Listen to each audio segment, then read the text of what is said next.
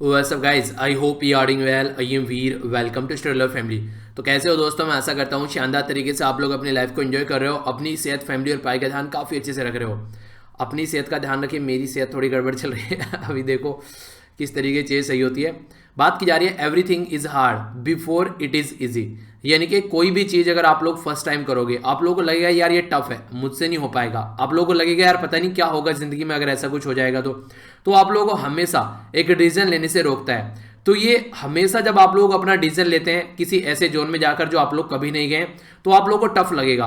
पर लेकिन आप लोगों ने ये चीज़ भी फील की होगी, जैसे आप लोग वो डिसीजन ले लेते हैं तो आप लोगों को लगता है यार ये सही था अब चीज़ें आप लोगों के हिसाब से चल रही हैं, चीज़ें सही लग रही हैं। जैसे मान लीजिए आप लोग कहीं एक जगह रूम लेकर रह रहे हैं, आप लोगों को दूसरी जगह जाना है, वहाँ पर आप लोगों को रूम लेना है। आप लोगों को लगेगा यार सारा सामान शिफ्ट करना है, पता नहीं इंटरनेट का कनेक्शन कैसा होगा, पानी की फैसिलिटी कैसी होगी, आसपास में किस तरीके से क्या क्या फैसिलिटी है, कोई पार्क भी है क्या जहाँ घूमने चला जाए। तो ये सारी चीज़ें आप लोगों के माइंड में चलती रहती हैं। पर लेकिन जब आप लोग देख रेख कर किसी पर्टिकुलर एरिया में जाते हैं तो आप लोगों को ये समझ में आ जाता है यहाँ ये पहले वाले से ज़्यादा बेटर है। ठीक है, तो इस तरीके से आप लोगों को स्टार्टिंग में लगता है, पर लेकिन फिर आप लोगों को लगता है यार सही है, चेंज कर लिया। तो ज़िंदगी में कई सारे ऐसे मुकाम आप लोगों को देखने को मिलेंगे जहाँ स्टार्टिंग में आप लोगों को लगेगा यार बहुत टफ है, कैसे हो गई सारी चीज़ें, पर लेकिन जब आप लोग कर लोगे तो आप लोगों को लगेगा यार सही था, ये फालतू में टेंशन ले रहे थे। तो ये चीज़ें हैं जो आप लोग लाइफ में इंप्लीमेंट करके चल सकते हैं। ठीक है, तो कोई भी चीज़ आसान नहीं होती स्टार्टिंग में, फिर आसान लगने लगती है। ठीक है, मैं अपना ही उदाहरण दूँ, अगर स्टार्टिंग में जब लेक्चर बनाया था फर्स्ट टाइम 24 नवंबर 2016 में, 24 नवंबर 2016 में चैनल बना था 8 और 28 नवंबर में लेक्चर अपलोड किया था। तो वो वाला टाइम ऐसा है कि उस टाइम मुझे ऐसा लग रहा था पता नहीं यार क्या होने वाला है, कैसे देखेंगे, कौन क्या रिएक्ट करेगा। और आज के डेट में देखो फीवर है 102 के करीब और उसमें बैठ कर आराम से लेक्चर रिकॉर्ड कर रहा हूँ, कोई टेंशन ही नहीं है। तो ये सारी चीज़ें आप लोग एक्सपीरियंस से आती हैं। जैसे जैसे आप लोग आगे बढ़ते हैं ना तो ये सारी चीज़ें आप लोगों को आने लगती है फिर, यानी कि आप लोगों को लगने लगता है कि हाँ सही है, कुछ नहीं है, अपना बैठ के काम ही तो करना है, काम निपटाना है। ठीक है, तो आप लोग फिर उसके आदी हो जाते हैं। अगर नहीं करोगे तो आप लोग को दिक्कत होने लगती है, यार आज ये नहीं किया, उससे आप लोगों के माइंड पे प्रेशर आने लगता है। तो अपने आप को एक ऐसी आदत में डाल लीजिए जब आप लोगों को लगे कि नहीं यार अब सही है, अब आप लोगों को टेंशन होने लगे, काम ना हो। तो अगर वो वाली आदत आप लोगों को पड़ गई तो ज़िंदगी में आप लोग हमेशा अपने काम को सही तरीके से करोगे। हो सकता है थोड़ा बहुत ऊपर नीचे हो जाए जब बीमार हो, पर लेकिन काम को जरूर करोगे। ठीक है, तो काफ़ी इंपॉर्टेंट डिस्कशन आज का रहने वाला है द हिंदू न्यूज़पेपर का। इसी के चलते आज का जो मैप बेस्ड क्वेश्चन है ये यहाँ पर ग्रेटर रेजर टुम्ब आइलैंड, तो कहाँ पर ये लोकेटेड है इसके बारे में आप लोगों को जाकर देखना है। बाकी लास्ट जो मैंने आप लोगों से क्वेश्चन पूछा था उसका आंसर आप लोगों को देना है। क्वेश्चन क्या था यहाँ पर, ये था अबू मूसा। अबू मूसा को बोला गया कि ये 12.8 स्क्वायर किलोमीटर का एक आइलैंड है पर्शियन गल्फ के अंदर में। दूसरा बोला गया है ये जो स्टेट ऑफ हार्मुज है उसके एंट्रेंस पे आप लोगों को देखने को मिलेगा। कौन सी स्टेटमेंट करेक्ट है? ए में बोला गया 1, बी में बोला गया 2, सी में बोला गया बोथ, डी में बोला गया नाइदर 1 नो 2। सही आंसर क्या आप लोगों के हिसाब से, इसको अटेम्प्ट कीजिए, फिर वीडियो के एंड में आप लोगों को आंसर मिल ही जाएगा। ओके, तो आइए यहाँ पर आगे बढ़ते हैं। सबसे पहले तो एक काफ़ी इंपॉर्टेंट जो न्यूज़ आप लोगों ने देखी होगी निकल कर आ रही है, अभी हमारी कंट्री में जो कई सारे मिनिस्टर हैं उनके द्वारा अपना जो अकाउंट है वो कू पर बनाया जा रहा है। कू क्या है यहाँ पर? ये कू है ट्विटर का ऑल्टरनेटिव, इंडिया के द्वारा बनाया गया एक ऐप। ये जो ऐप है यहाँ पर ये मेड इन इंडिया है, सबसे अच्छी बात तो ये है। और अभी रिसेंटली गवर्नमेंट ने बोला ट्विटर को कुछ अकाउंट ब्लॉक करने के लिए, तो ट्विटर ने उसको मना कर दिया, ट्विटर ने फिर से उनको रिस्टोर कर दिया। तो इसके चलते रस्साकसी चल रही है गवर्नमेंट और ट्विटर के बीच में। तो इसी के चलते जो गवर्नमेंट है वो ऑल्टरनेटिव खोज रही है ट्विटर का, ताकि ट्विटर इतना हावी न रहे। तो रविशंकर प्रसाद जो है हमारी कंट्री के जो मिनिस्टर हैं उनके द्वारा बोला गया है कि मैं आपको कूपर मिलूंगा। तो इसी के चलते और भी कई सारी मिनिस्ट्री और भी कई सारे ऐसे डिपार्टमेंट हैं जिनको यहाँ पर इस पर्टिकुलर ऐप के ऊपर लाया जा रहा है। और ये वही ऐप है। इंपॉर्टेंट क्वेश्चन आप लोगों से पूछा जा सकता है, गवर्नमेंट में जब आत्मनिर्भर भारत का इनोवेशन चैलेंज जब अवार्ड दिया गया था तो इस कू ऐप को यहाँ पर ये अवार्ड मिला था। तो यहाँ पर इसके द्वारा मार्केट से अभी 4.1 मिलियन के करीब यहाँ पर भी जो फंड भी रेज किया गया है। तो अच्छा है अगर हमारी कंट्री को कोई ऐसा ऐप सामने निकल कर आता है, पर लेकिन इंडिपेंडेंट होना चाहिए, ये नहीं कि प्रेशर में आके काम करने लगे। ठीक है, तो ये देखने को मिलेगा। बाकी यहाँ पर central board of indirect tax, customs और माई गोव इंडिया, ये कई सारे ऑलरेडी यहाँ पर कू के ऊपर प्रेजेंट है। तो कई सारे और भी लोग यहाँ पर इस पर्टिकुलर ऐप पर जा रहे हैं। तो ट्विटर का ऑल्टरनेटिव इसको बोला जा रहा है। तो क्या ट्विटर बैन हो जाएगा? ये भी कई सारे क्वेश्चन उठाए जा रहे हैं अगर कू ऐप को लाते हैं हम लोग। तो देखते हैं आगे क्या कंडीशन बनती है। फिलहाल हमारी कंट्री में जो electronics and information technology minister Ravishankar Prasad वो यहाँ पर बोल रहे हैं कि वो कू पर जा रहे हैं। बाकी देखते हैं आगे क्या बनता है। बाकी यहाँ पर ट्विटर भी ये बोल रहा है कि हम लोग बात कर रहे हैं गवर्नमेंट से किस तरीके से चीज़ों को नॉर्मलाइज किया जा सकता है, वो सारी चीज़ें अभी चल रही हैं। तो ये कू ऐप के बारे में आप लोग जरूर याद रखिएगा। ठीक है, इसको आत्मनिर्भर भारत इनोवेशन चैलेंज जो अवार्ड दिया गया था लास्ट ईयर। ठीक है, एक्टर हैं यहाँ पर ये, जिनका नाम है राजीव कपूर। रिसेंटली अभी इनकी डेथ हो गई है, तो इसी के बारे में यहाँ पर बात की जा रही है। इनकी जो पहली मूवी थी 1993 में, ये थी यहाँ पर एक जान है हम, ठीक है। तो ये इनकी पहली मूवी थी। तो ये इनके बारे में जो बताया गया कि इनकी जो डेथ हुई, ये लगभग 1:30 बजे के करीब इनकी डेथ हुई। जो एक्टर भी डायरेक्टर भी राजीव कपूर, जो एक तरीके से आप लोगों ने सुना होगा राज कपूर साहब के बारे में, तो राज कपूर साहब के बेटे थे ये। और इसी के साथ में जो इनके ब्रदर है उनका नाम है रणधीर कपूर, ठीक है। तो यहाँ पर अभी रिसेंटली इनकी डेथ हुई है 58 की एज में। तो ये इनके बारे में कुछ इन्फॉर्मेशन है। बाकी चीज़ें इतनी चल रही हैं दुनियादारी में कि यहाँ पर कब निकल जाती है न्यूज़ पता ही नहीं चलता है। आइए अब आगे चलते हैं। नेक्स्ट यहाँ पर ये काफ़ी इंपॉर्टेंट, आप लोगों को पता है, ये जब यहाँ पर लाल किले के ऊपर जब कोई इस तरीके से एक्टिविटी देखने को मिली फार्मर प्रोटेस्ट के ड्यूरेशन में, तो दीप सिंधु, तो यहाँ पर ये पर्टिकुलर एक पंजाबी एक्टर हैं जिनको अभी रिसेंटली अरेस्ट कर लिया गया दिल्ली पुलिस के द्वारा। बोला गया कि जो भी दुर्घटना हुई लाल किले के ऊपर, इनके द्वारा उसको बहुत लार्ज स्केल पर सपोर्ट किया गया था, तो इसकी वजह से इनको यहाँ पर पकड़ लिया गया है। यूट्यूब के द्वारा भी यहाँ पर कई सारे ऐसे सॉन्ग थे जो फार्मर को प्रोटेस्ट को सपोर्ट कर रहे थे, जिनको अभी डाउन कर दिया गया है, इनके यूट्यूब ने हटा दिया है। तो ये भी एक इंपॉर्टेंट न्यूज़ है जो कि आप लोगों को देखने को मिल रही है। पहले एक ओवरव्यू न्यूज़ का मैं आप लोगों को बता देता हूं, उसके बाद में एडिटोरियल देखेंगे फिर, ठीक है। नेक्स्ट जो न्यूज़ है यहाँ पर, ये आप लोगों को पता है कि अभी रिसेंटली उत्तराखंड में क्या हुआ, तो बोला जा रहा है कि 197 स्टिल मिसिंग, यानी कि अभी उनके बारे में पता नहीं है चमोली डिस्ट्रिक्ट में उत्तराखंड में क्या देखने को मिला। और 32 जो है यहाँ पर आज की डेट में उनकी जान जा चुकी है। बाकी 197 जो है वो मिसिंग है अभी। तो यहाँ पर अभी एनटीपीसी का जो टनल है उसमें यहाँ पर छानबीन की जा रही है, जहाँ पर मलबा काफी ज्यादा देखने को मिला। 71 जो थे ये अभी रिसेंटली उत्तर प्रदेश से थे, जिनको बोला जा रहा है कि अनट्रेस्ड है, ठीक है। तो ये कंडीशन यहाँ पर देखने को मिल रही है। ये तपोवन जो टनल है यहाँ पर, उसके बारे में बात की जा रही है। रेस्क्यू ऑपरेशन चल रहे हैं वहां पर, तो जान बच जाए तो अच्छा है। कई सारे लोगों की जान जा सकती है, बहुत बुरी कंडीशन बनी हुई है। तो ये इसके बारे में ओवरव्यू है। ये इंटरेस्टिंग न्यूज़ आप लोग बोल सकते हैं कोविड-19 के बारे में। आर्मी के द्वारा ट्रेन किया गया यहाँ पर ये स्नीफ आउट, यानी कि एक तरीके से जो डॉग है यहाँ पर, इसका नाम है यहाँ पर कैस्पर और इसी के साथ में जया। तो यहाँ पर कैस्पर है सेंटर के अंदर और जय है यहाँ पर, ये दोनों। तो इनको अभी इस तरीके से ट्रेन किया गया है, अगर ये किसी पर्टिकुलर इंसान के टच में आएंगे तो ये बता देंगे कि ये कोविड-19 से ग्रसित है या फिर नहीं है। तो ये फर्स्ट डॉग है जिनको ट्रेस किया गया है डिटेक्ट करने के लिए, जो अमंग पर्सनल है आर्मी के, उनके अंदर की इनको कोविड-19 तो नहीं है। इनको लगभग 12 से लेकर 16 हफ्ते की ट्रेनिंग दी गई, जिसके चलते अब इनको उतारा गया। तो बोला जा रहा है कि ये काफ़ी लार्ज स्केल पर अच्छे से काम करते हैं, और ये बोला जा रहा है कि ये अप्रोक्सीमेट 100 सैंपल दे सकते हैं 1 घंटे के अंदर। रेस्ट जो पीरियड है इनका वो 5 मिनट है, आफ्टर एवरी 50 मिनट। हर 15 मिनट में ये 5 मिनट का रेस्ट लेते हैं, और 1 घंटे में ये 100 सैंपल अप्रोक्सीमेट यहाँ पर बता देते हैं। तो एक अच्छा तरीका है, अगर इस तरीके से भी एक ऑल्टरनेटिव यूज किया जा रहा है। तो अलग अलग जगह यहाँ पर यूज किया जा रहा है, चंडीगढ़, दिल्ली के अंदर। तो ये कुत्ते का नाम याद रखेगा, ये है यहाँ पर कैस्पर और इसी के साथ में जिया, ठीक है, जिनको यहाँ पर यूज किया जा रहा है इस पर्टिकुलर पर्पज के लिए। नेक्स्ट यहाँ पर आप लोगों को याद होगा, काफी लगभग 2 साल के करीब हो गए, हैशटैग मीटू कंपेन चला था। हैशटैग मीटू कंपेन का मतलब क्या था? हैशटैग मीटू कंपेन का मतलब ये था कि जिस भी महिला के साथ में कभी भी कोई सेक्सुअल असोल्ट हुआ, उसकी मर्जी के खिलाफ में जाकर किसी ने उसके साथ में कोई गलती की हो, तो उस टाइम पर सबने अपने अपने एक्सपीरियंस शेयर किए थे, जिनको भी इस तरह की हरकतें देखने को मिली थी। तो उसमें एक हमारी कंट्री के यूनियन मिनिस्टर थे जिनका नाम था एमजे अकबर। एमजे अकबर जो है, इनके ऊपर कई सारे आरोप लगाए गए कई सारे लोगों के द्वारा। तो पहले तो एक पर्सन के द्वारा इनके ऊपर आरोप लगाए गए, फिर कई सारे डिफरेंट जो वुमेन सामने निकल कर आई कि इनके ऊपर जो आरोप लगाए गए। तो एमजे अकबर ने क्या किया, ये कोर्ट के सामने गए और इन्होंने डिफेमेशन का केस डाल दिया कि मेरी इमेज खराब करने की कोशिश की जा रही है। तो उस केस का वर्डिक्ट आने वाला है, तो उसी के बारे में बात की जा रही है, ठीक है। तो हैशटैग मीटू कंपेन के बारे में याद रखिए, किसके लिए था यहाँ पर? जो महिला सेक्सुअल असोल्ट हुआ उनके साथ में, वो अपनी जो एक्सपीरियंस शेयर कर रही थी, जो भी उनको दुर्घटनाएं उस टाइम पर देखने को मिली, ठीक है। नेक्स्ट यहाँ पर राज्यसभा के द्वारा एक बिल पास किया गया है, जो कि यहाँ पर बात कर रहा है इलीगल कंस्ट्रक्शन के बारे में। तो प्रोटेक्ट करेगा इलीगल कंस्ट्रक्शन को। देखिए बात क्या चल रही थी कि दिल्ली के अंदर बहुत सारे इलीगल तरीके से कंस्ट्रक्शन बना हुआ है, यानी कि उनको हटाने की बात की जा रही थी, पर लेकिन उनको प्रोटेक्शन प्रोवाइड करा दिया इस बिल के द्वारा, ताकि आराम आराम से काम चल सके। राज्यसभा ने क्या किया यहाँ पर? राज्यसभा के द्वारा ट्यूसडे को national capital territory of Delhi laws special provision second amendment bill 2021 extend किया प्रोटेक्शन कि प्यूनिटिव एक्शन न लिए जाए इन पर्टिकुलर लोगों के खिलाफ जिन्होंने इलीगल तरीके से यहाँ पर जो कंस्ट्रक्शन कर रखा है। तो इसके चलते आगे आराम आराम से चीज़ों को सुधारा जाएगा। अनऑथराइज्ड कॉलोनी कई सारी बनी है, यानी कि ऑथोरिटी यहाँ पर नहीं है इनको बनाने की, पर फिर भी बना रखे हैं। तो उसी के चलते बात की जा रही है। तो ये बिल पास किया गया, अभी देखते हैं आगे इन सब मैटर को कैसे सुलझाते हैं या फिर कैसे सेटल करते हैं, तो इसके बारे में इंफॉर्मेशन है। बाकी घर से बाहर निकलने से पहले सोचिएगा एक बार, दिल्ली में जो पोल्यूशन है एनसीआर वाले रीजन में, वो 300 से लेके 400 की कैटेगरी में, यानी कि वेरी पुअर। यहाँ पर कंडीशन ये होती है कि एक अच्छा खासा इंसान भी बीमार लगने लगेगा आप लोगों को इस पोल्यूशन की वजह से। तो ये एयर क्वालिटी इंडेक्स है दिल्ली के आसपास वाले एरिया में।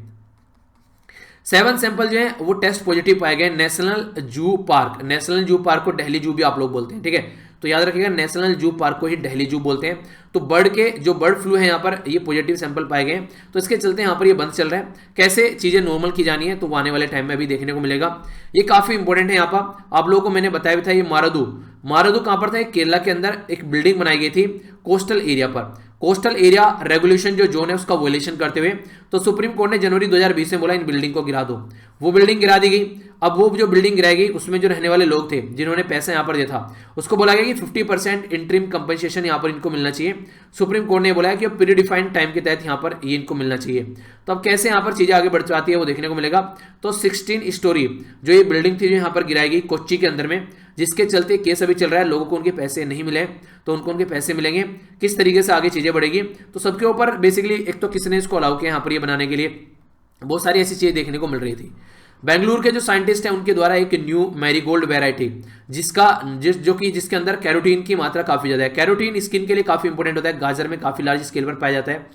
अभी यहाँ पर हमारी कंट्री में जो Indian institute of horticulture research है बेंगलुरु के अंदर है यहाँ पर ये, ठीक है, तो इसके द्वारा बोला गया है कि एक नई वैरायटी डेवलप की है जिसमें 2.8% कैरोटीन का कंटेंट ज्यादा देखने को मिलेगा, ठीक है। तो ये बेसिकली अभी एक नई जो वैरायटी निकल कर आ रही है यहाँ पर, तो इसके बारे में बात की जा रही है। तो ये जनरली जो इस तरीके इस तरीके के जो फूल है, अगर इस तरीके से जिसका नाम है अर्का सुबह, ठीक है, तो ये वैरायटी ऑफ मैरीगोल्ड की है जिसके अंदर बोला जा रहा है कि 2.8 कैरोटीन होगा। पहले यहाँ पर ये 1.4 के करीब देखने को मिलता था। तो इससे क्या होगा, जो किसान ये पर्टिकुलर खेती अगर करते हैं तो उनको भी अच्छा खासा रिवेन्यू से जनरेट होता हुआ नजर आएगा। कैरोटीन काफी इंपॉर्टेंट है फार्मास्यूटिकल सेक्टर के लिए, दवाई बनाने के लिए, और खासकर स्किन से रिलेटेड जो भी रोग होते हैं उनके लिए इसको काफी अच्छा माना जाता है सोल्यूशन निकालने के लिए। जैसे मैंने आप लोगों को बताया गाजर के अंदर अच्छा खासा कैरोटीन होता है, तो वहां पर इसको यूज कर सकते हैं। तो बात की जा रही है Indian institute of horticulture research के बारे में। तो ये कहां पर है, ये बेंगलुरु के अंदर है, इसके बारे में याद रखिएगा, ठीक है। जहां पर यहाँ पर ये अभी 2.8 कैरोटीन कंटेंट का ये अराका ये है सुबह, ये यहाँ पर आप लोगों को देखने को मिल रहा है मैरीगोल्ड की वैरायटी जिसके अंदर ये भी डेवलप किया गया है, ठीक है। तो एक हल्का सा आइडिया आप लोग रखते हैं। बाकी डोनाल्ड ट्रंप के बाद में जो बाइडन 46 प्रेसिडेंट बन गए यूएसए के, तो उनके द्वारा बोला गया free and fair Indo Pacific. हम सोच रहे थे कि एशिया पैसिफिक यूज करेंगे, पर लेकिन ये भी इंडो पैसिफिक यूज कर रहे हैं। इससे फायदा क्या है, इंडिया को रिकॉग्नाइज किया जा रहा है एशिया के अंदर, यानी कि चाइना बोलता है इसको इंडो पैसिफिक नहीं, इसको एशिया पैसिफिक बोला करो। जब कोई इसको इंडो पैसिफिक बोलता है तो चाइना को चिड़न होती है, तो जो बाइडन भी इसको इंडो पैसिफिक ही बोल रहे हैं। उनकी जो डिजायर है यहाँ पर, उनको द्वारा बोला गया कि डेमोक्रेसी जो इंस्टीट्यूशन है अराउंड द वर्ल्ड उनको ये सपोर्ट करेंगे, और बाकी जो उल्टी सीधी हरकतें कर रहा है उसको अपोज करेंगे। इसमें से म्यांमार भी एक केस हो सकता है आने वाले टाइम में, जहां पर अभी दुर्घटनाएं आप लोगों को देखने को मिल रही है। तो जो बाइडन साहब ने अभी बात की मोदी जी से, तो पहले ये already UK, France, Germany NATO के मेंबर, एशिया पैसिफिक वाले रीजन में जापान, ऑस्ट्रेलिया, साउथ कोरिया, ये इन सब से बातें कर चुके हैं। अब मोदी जी का नंबर आया तो मोदी जी से इनके द्वारा बातें की गई, और इसी के साथ में क्वाड के बारे में भी कुछ बातें हुई। India and USA, Australia, Japan का जो ग्रुप है, याद रखना क्वाड 4 कंट्री है जो चाइना को टैकल करने की बात करते हैं। तो यहां पर ये जो इंडो पैसिफिक रीजन के अंदर कई सारी ऐसी बातें हैं जिनको कॉल में मेंशन किया गया। फ्रीडम ऑफ नेविगेशन, ताकि इस पर्टिकुलर रीजन में चाइना का दबदबा न रहे। लाइन ऑफ कंट्रोल के ऊपर बात की जा रही है, लाइन ऑफ कंट्रोल के ऊपर क्या हरकतें चल रही है, लाइन ऑफ एक्चुअल कंट्रोल के ऊपर क्या दुनियादारी चल रही है चाइना की। तो बहुत सारे ऐसे मुद्दे हैं, देखते हैं आगे इनका क्या सोल्यूशन निकलता है। फिलहाल ये अभी बातें की जा रही है, तो इसी के बेस पर आगे क्या सोल्यूशन निकलेगा, क्योंकि जो बाइडन ने सीधा सीधा बोल दिया कि यार देखो रसिया और चाइना जो है हमारे दुश्मन के तरीके से, अब इंडिया उसके बीच में कैसे अपनी जगह बना पाता है वो देखने वाली होगी बात, ठीक है। नेक्स्ट यहाँ पर गुलाम नबी आज़ाद साहब जो है उनका फेयरवेल हुआ, काफ़ी ज़्यादा एक इमोशनल माहौल बन गया था पार्लियामेंट के अंदर। अगर आप लोगों ने देखा हो पार्लियामेंट के अंदर रो पड़े ये भी और मोदी जी भी, कुछ इंसिडेंट शेयर करके पास्ट के, तो इनको फेयरवेल दिया गया यहाँ पर हमारी कंट्री में जो ये गुलाम नबी आज़ाद साहब थे, ठीक है। म्यांमार के अंदर ये फायर रबर बुलेट यूज़ की जा रही है। ये यहाँ पर बेसिकली बोलते हुए भी ना सांस चढ़ रहा है। म्यांमार के अंदर कंडीशन काफ़ी ज़्यादा बुरी है। यहाँ पर बात की जा रही है कर्फ्यू के बारे में, रिस्ट्रिक्शन के बारे में। तो ये बेसिकली आप लोगों को देखने को मिलेगा कि वाटर कैनन वगैरह भी यूज़ की जा रही है, क्योंकि अभी यहाँ पर कू किया गया, जिसके चलते जो एक डेमोक्रेटिकली इलेक्टेड जो गवर्नमेंट थी उसका तख्ता पलट कर दिया गया आर्मी के लीडर के द्वारा। अभी यहाँ पर काफ़ी बुरी कंडीशन है। अभी जो बाइडन आए हैं, देखते हैं क्या यहाँ पर सोल्यूशन निकलता है। ये माना जा रहा है कि चाइना ने सारी हरकतें की हैं, चाइना ने सपोर्ट किया है। अब जो भी है चाइना कर रहा है, कोई और कर रहा है, पर लेकिन सही नहीं है जो भी है, ठीक है, ऐसा आप लोग बोल सकते हैं। ओके, आइए अब आगे बढ़ते हैं। आइए अब आर्टिकल के ऊपर यहाँ पर नजर डालते हैं। काफी इंपॉर्टेंट आर्टिकल है, आप लोगों की हेल्थ के बारे में बात करेगा, डिटेल में डिस्कस करेंगे कहाँ पर क्या चल रहा है, और आप लोग थोड़ा सा खाने की अपनी हैबिट भी सुधारिएगा इसको लेकर, जो चीजें आप लोगों को यहाँ पर बताऊंगा। तो इंपॉर्टेंट आर्टिकल डिटेल में डिस्कस करेंगे। ये वाला आर्टिकल और ये वाला आर्टिकल दोनों, रिहाना का जो ट्वीट आया उसके बाद में जो कंडीशन देखने को मिली उसके बारे में बातें की जा रही है। तो हल्का सा नजर डालेंगे इसके ऊपर, ही पता तो होना ही चाहिए क्या चल रहा है। डैम की वजह से क्या डैमेज देखने को मिल सकता है, तो कमेटी के बारे में भी कुछ बात की जा रही है। उत्तराखंड के अंदर जो अभी त्रासदी देखने को मिली उसके बारे में बात की जा रही है, तो समझेंगे। पोस्को के बारे में बात की जा रही है, अभी एक केस निकल के आया जिसको जिक्र किया जा रहा है, तो इसके ऊपर नजर डालेंगे। ये आज का कार्टून है और ये है डेटा पॉइंट, इसको देखेंगे। यहाँ पर ये व्हाट्सएप के बारे में बात कर रहे हैं। आप लोगों को याद होगा व्हाट्सएप के बारे में मैंने पूरी एक डिटेल में वीडियो बनाई थी, उसको जाकर चेक कर लीजिएगा व्हाट्सएप की पॉलिसीज़ के बारे में। तो उन्हीं को फिर से बताने की कोशिश की जा रही है कि व्हाट्सएप ने क्या क्या किया, क्या कंडीशन देखने को मिली। तो इंपॉर्टेंट नहीं है। ये वाला जो आर्टिकल है यहाँ पर, ये बात कर रहे हैं डिसइन्वेस्टमेंट के बारे में। डिसइन्वेस्टमेंट क्या होता है, बेसिकली हमारी कंट्री में बोला गया कि डिसइन्वेस्टमेंट, बजट में बोला गया कि 1.75, ठीक है, लाख करोड़ रुपए इकट्ठा किए जाएंगे। डिसइन्वेस्टमेंट का मतलब होता है कि आप लोग, अगर आप लोगों के पास में कोई पर्टिकुलर कंपनी है, उसके कुछ शेयर आप लोग बेच दो प्राइवेट को, ठीक है, तो डिसइन्वेस्टमेंट हो गया, आपको पैसा मिलेगा, उसको फिर आप लोग यूज कर लो किसी भी तरीके से। तो ये जो डिसइन्वेस्टमेंट यहाँ पर बोला जा रहा है, इसका मतलब बेसिकली यही हो गया कि गवर्नमेंट के हाथ में मेजोरिटी शेयर रहने वाले हैं। प्राइवेटाइज क्या होता है, जब 50% से ज्यादा आप लोग शेयर अपने बेच देते हो, लगभग 51% के करीब, तो इसका मतलब ये हो गया कि आप लोग माइनॉरिटी में आ गए, आप लोगों के पास से 49 शेयर बच गए, तो 51% वाला आप डीजल लेगा, तो इसका मतलब होगा प्राइवेटाइज। तो एलआईसी को बात की जा रही है, एलआईसी को अभी यहाँ पर डिसइन्वेस्टमेंट किया जाएगा, और भी कई सारे पीएसयू है। तो 1.75 लाख करोड़ इकट्ठे करने हैं। लास्ट टाइम ये 2 लाख करोड़ से ज्यादा था, जो कि इकट्ठा कर पाए ओनली 17,000 करोड़, जो कि काफी सोचने वाली बात थी। बोला गया कि ओनली 3% कवर कर पाए। अब कितना कवर कर पाएंगे तो आगे आप लोगों को देखने को मिलेगा, ठीक है, तो इसके बारे में बात की जा रही है। बाकी यहाँ पर मोदी जी को दिखाया गया कि ट्विटर को किस तरीके से बेसिकली निशाना बनाया जा रहा है, ट्विटर की चिड़िया को। तो ये आप लोग जानते हैं, इसके बारे में चाहे तो लिख सकते हैं 40 से 50 शब्द। आप लोगों को क्या लग रहा है, ये पिक्चर आप लोगों को क्या दिखा रही है, ठीक है। थोड़ा सा ईयरफोन यूज़ कर लेना यार, ज़्यादा बोला नहीं जा रहा है, ठीक है, तो ईयरफोन यूज़ करके आप लोग चीज़ों को अच्छे समझ पाओगे।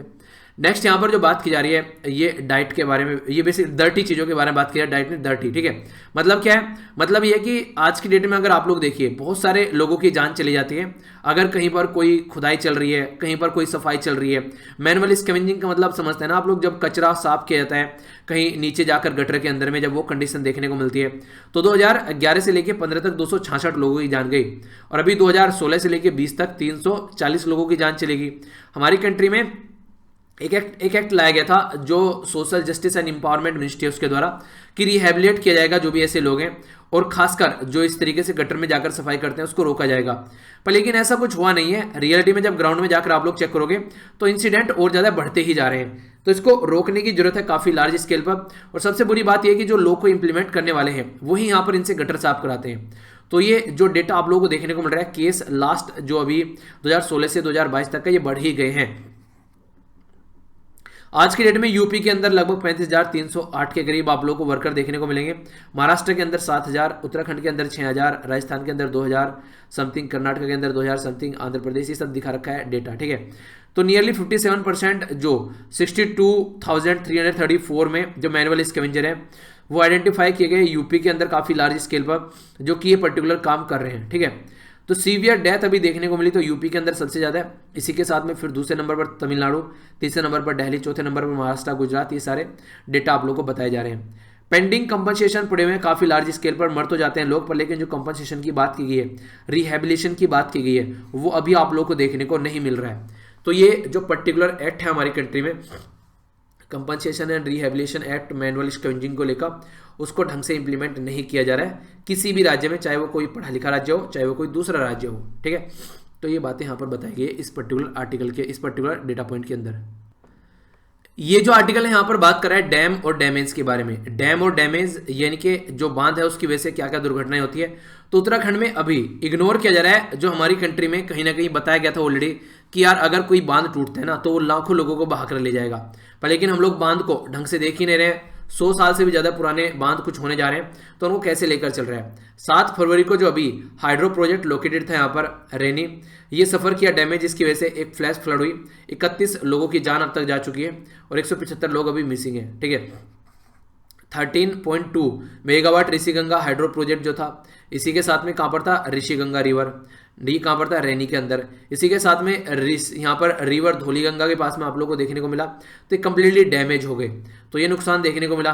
कोई कह रहा है कि लैंडस्लाइड की वजह से देखने को मिला। अब इस पर्टिकुलर एरिया में अगर आप लोग जाएंगे तो ये यहाँ पर काफ़ी फर्जाइल एरिया है, कोई पत्थर खिसक गया, पता चला कि उसकी वजह से बहुत ज़्यादा दिक्कत होगी। तो फरवरी 7 को जो अभी फ्लड आई उसको इन्वेस्टिगेट किया जा रहा है, वो एक अलग बात है।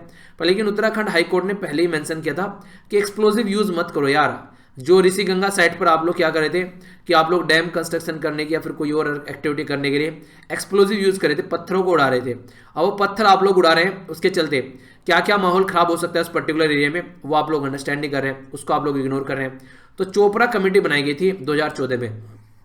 इसका चोपड़ा जो कमेटी का नाम है, पूरा नाम था इनका, ये इन्वायरमेंटलिस्ट थे, पूरा नाम था रवि चोपड़ा। रवि चोपड़ा लगभग 10 अदर मेंबर थे इसके अंदर, जिसमें जियोलॉजिस्ट भी थे और बायोडाइवर्सिटी एक्सपर्ट भी थे।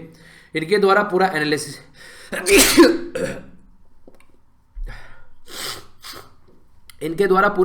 किया गया,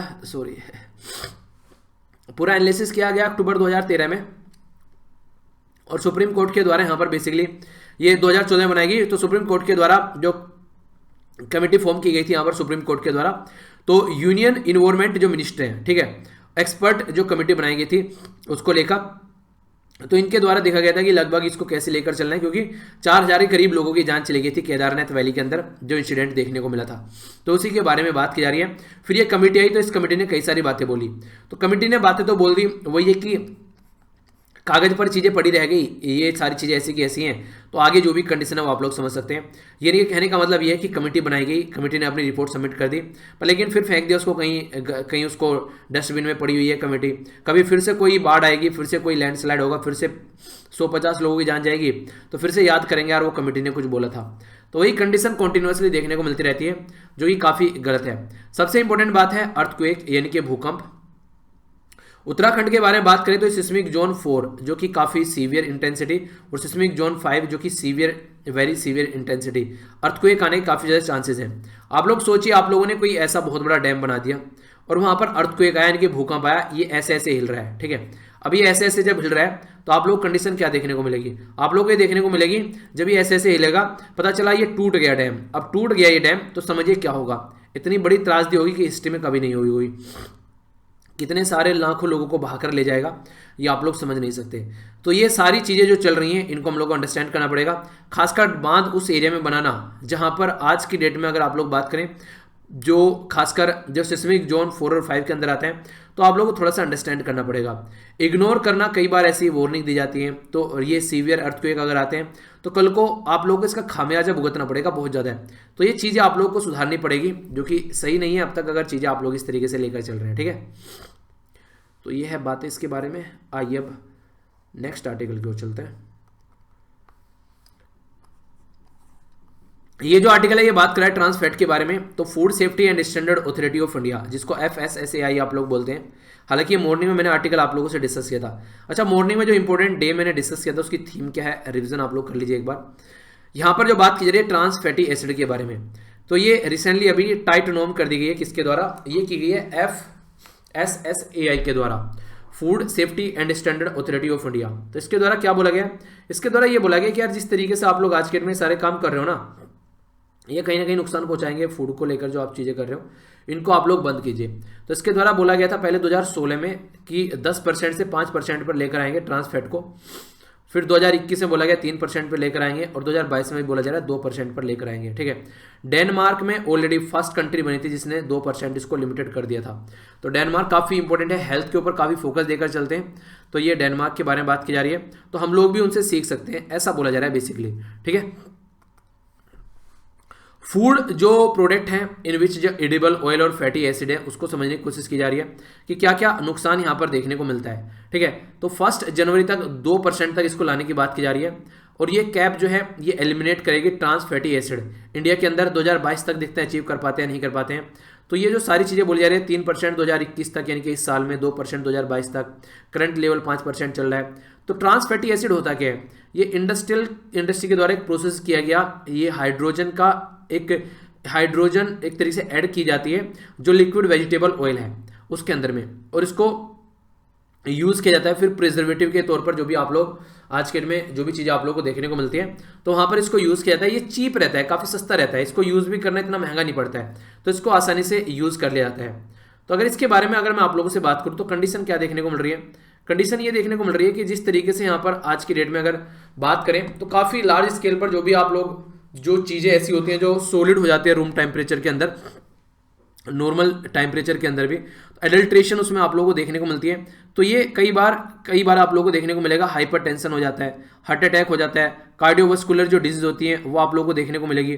तो बहुत सारे नुकसान होते हैं। वर्ल्ड हेल्थ ऑर्गेनाइजेशन के द्वारा बोला गया कि 2023 तक इसको कंप्लीट करते हैं यार, और 2022 तक अगर बात करें WHO के द्वारा बोला गया कि 2020 तक लगभग 32 कंट्री ऐसी हैं जो ऑलरेडी इसके ऊपर काम कर चुकी हैं। और डेनमार्क के बारे में तो उदाहरण भी काफ़ी अच्छा है। डेनमार्क के अंदर इतने ज़्यादा लार्ज स्केल पर चीज़ें कंट्रोल कर चुके हैं कि 1 लाख में से ओनली 14 लोगों की जान जा रही है कार्डियोवास्कुलर डिजीज यानी कि हार्ट अटैक और इन सब चीज़ों की वजह से, क्योंकि पहले काफ़ी ज़्यादा थी। तो ये कंट्रोल कर चुके हैं ट्रांस फैटी एसिड। जो आज के डेट में बिस्किट वगैरह आप लोग खाते हैं, बेकरी के जो प्रोडक्ट लेकर आते हैं या बर्गर वगैरह, ये सब चीज़ें, आइसक्रीम, ये सब चीज़ें, इन सब चीज़ों में ये मिलाया जाता है ट्रांस फैटी एसिड। ठीक है, तो यहाँ पर ये सजेशन क्या दे रहा है, सजेशन ये दे रहा है कि देखो अभी कोई ना कोई ऑल्टरनेटिव आप लोगों को लेकर आना चाहिए ताकि कंप्लीटली एलिमिनेट किया जा सके ट्रांस फैट को, और कोई हेल्थियर सब्स्टिट्यूट आप लोग ला सकें ताकि कल को अगर ट्रांस फैटी एसिड न मिले तो आप लोग दूसरा कुछ यूज़ करो और फूड और टेस्ट कॉस्ट वो कम ना हो, यानी कि ना तो टेस्ट ज़्यादा वो हो उसमें चेंज हो और ना ही कॉस्ट उसकी चेंज होनी चाहिए। तो कुछ ऐसा ऑल्टरनेटिव ढूंढना चाहिए। वर्ल्ड हेल्थ ऑर्गेनाइजेशन के द्वारा बोला गया है कि मल्टीनेशनल जो कंपनीज है ऑलरेडी कमिटेड है एलिमिनेट करने के लिए इंडस्ट्रियल जो प्रोड्यूस है ट्रांस फैटी एसिड प्रोडक्ट के अंडर 2023 तक का, तो इनका टारगेट है। इसी के साथ में जो मल्टीनेशनल कंपनी है इंडिया के अंदर वो भी यहाँ पर इसके ऊपर काम कर रही है, रिड्यूस कर रही है ट्रांस फैटी एसिड। जो food safety and standard authority का जो स्टैंडर्ड है उसके हिसाब से अब हमारी कंट्री की जो नेशनल कंपनी है उनको भी इसको इंप्लीमेंट करने में कोई ज़्यादा दिक्कत नहीं होनी चाहिए, क्योंकि हमारी कंट्री के फायदे के बारे में बात करें तो ये यहाँ पर बोला गया कि इसको जल्दी से जल्दी इंप्लीमेंट किया जाए तो फैट जो है वो यहाँ से हटेगा और प्रॉपर वे में चीज़ें आप लोग को देखने को मिलेगी। जो हेल्दी लोग हैं वो अपनी लाइफ को अच्छे से एंजॉय कर पाएंगे, कहीं ना कहीं ये एक अच्छा तरीका आप लोग बोल सकते हैं। ठीक है, food safety and standard authority of India जो ये सारे काम करवा रही है यहाँ पर, ये 2001 में इसको बनाया गया था। 2001 में फूड में सेफ्टी लाने की बात की जा रही थी। रीता तेवतिया आज के में इसकी चेयरपर्सन है, ministry of health and family welfare के अंडर में आता है। ठीक है, तो याद रखना food safety and standard authority, food safety and standard authority act 2006 का है जिसके तहत इसको बनाया गया था 2011 में। ठीक है, एक्ट था 2006 का, इनकी स्टैट्यूटरी बॉडी है, तो ये याद रख लीजिएगा आप लोग, इसके बारे में इंफॉर्मेशन होगी। आइए आगे चलते हैं। रिहाना के कमेंट को लेकर कई सारी चीज़ें चल रही हैं। रिहाना कौन है, एक इंपॉर्टेंट पर्सनैलिटी है, यूएसए के अंदर में सिंगर हैं, जिनके द्वारा बोला गया why aren't we talking about this, यानी कि हम यहाँ पर फार्मर प्रोटेस्ट के बारे में क्यों बातें नहीं कर रहे हैं, क्योंकि इंडिया के अंदर काफ़ी लार्ज स्केल पर प्रॉब्लम देखने को मिल रही है। तो इनके द्वारा CNN का ये जो आर्टिकल था इसको कोट करते हुए यहाँ पर इनके द्वारा ये बातें की गई। तो इसको लेकर हमारी कंट्री की जो गवर्नमेंट थी वो एकदम सख्ते में आ गई। उन्होंने कई सारे अपने फरमान जारी कर दिए, ऐसा कर देंगे वैसा हो जाएगा हमारे इंटरनल वो चीज़ें, तो उसके चलते काफ़ी ह्यूज एक तरीके से इसका इंपैक्ट पड़ा।